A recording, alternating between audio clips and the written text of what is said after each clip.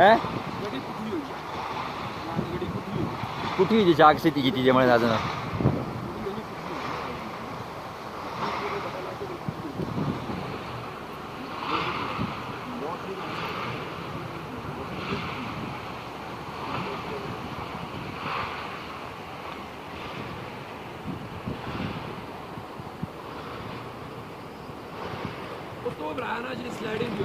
ना वो भी बढ़ाई है नाल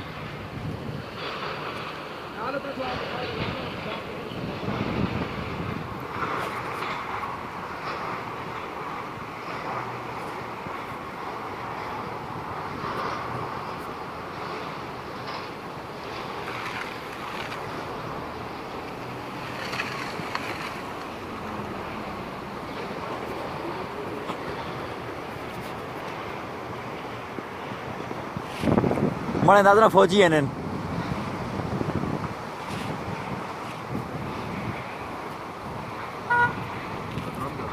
हैं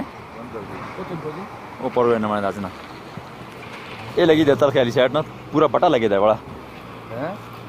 पूरा बड़ा बटा लगे था प्लास्टिक का प्लास्टिक